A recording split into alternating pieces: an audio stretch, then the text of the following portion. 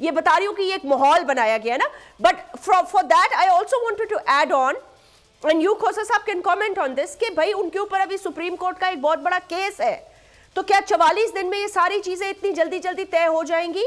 Will he also get a clean chit from the Supreme Court? Because ताहयात नाअहली का एक अमल तो है ना अभी. It's How long present. has it been since he's come back to Pakistan?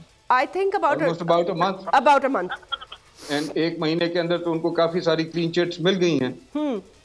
और जिस अंदाज में मिली जा रही हैं उनको, तो मेरे ख्याल में अगले 40 दिन में अगर इसी तरह से गंगा बहती रही तो बाकी क्लीन चिट्स भी उनको मिल जाएंगी, या एटलीस्ट उनको इलेक्शन लड़ने जोगा या कंटेस्ट करने लायक जो है वो तो वो कर ही देंगे. लेकिन जो अरशद साहब बात कर रहे थे ना, मैं उसमें जरा ऐड करना चाहूंगा कि ये करप्शन की दास्तानें जो हैं ये कराची की हद तक तो बड़ी कम होंगी.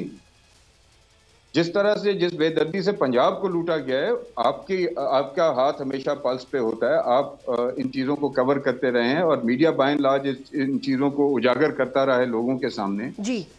जिस तरह से पंजाब में उन 3.5 सालों में लूट खसूट का बाजार गर्म था, पाकिस्तान की तारीख ने कभी उस तरह का लूट खसूट का बाजार गर्म नहीं देखा होगा.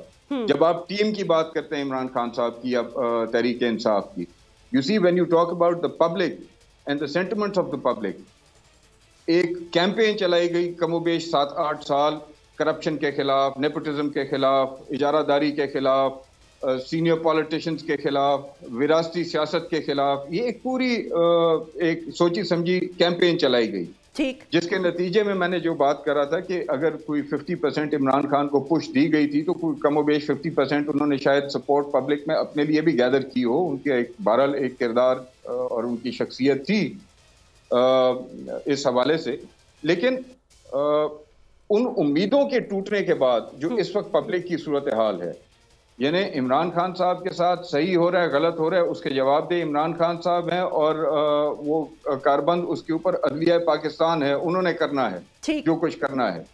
लेकिन इस वक्त जो पब्लिक के सेंटिमेंट्स हैं वो खास अच्छे नहीं हैं. और खदशा मुझे इस चीज़ का है कि शायद इन इलेक्शंस के अंदर अगर बदस्तूर इसी तरह से ये एक तमाशा चलता रहा, जिस तरह से ये एक सियासी तमाशा इस वक्त चलाया जा रहा है, तो लोगों का टर्नआउट भी कम होगा.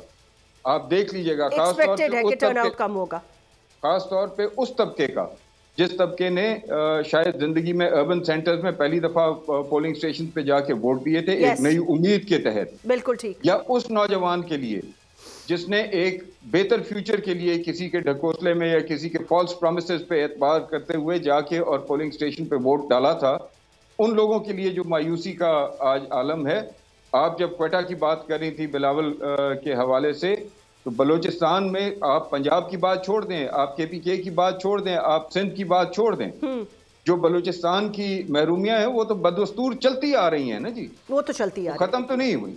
पंजाब में कुछ हालात बेहतर हो गए होंगे पहले की निस्बत, सिंध में कुछ हालात बेहतर हो गए होंगे पहले की निस्बत, KPK में कुछ हालात बेहतर हो गए होंगे पहले की निस्बत, लेकिन बलूचिस्तान तो बेतरतीब पीछे की तरफ जा रहा है ना जी.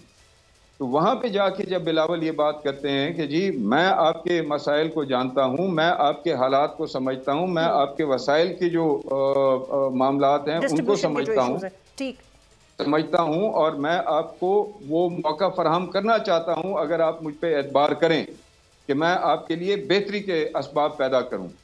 यू सी, ओवरनाइट टर्नओवर तो कोई नहीं कर सकता. जिस तरह से इमरान खान साहब ने उस दौर में कहा था कि जी बस 100 दिन के अंदर जो है I'm going to bring about a change in Pakistan. Leave the 100 days alone. 3.5 साल के अंदर हम लोग पस्ती की तरफ ही गए ना जी. Whether it was because of him, whether it was because of his incompetent team or whatever, whoever.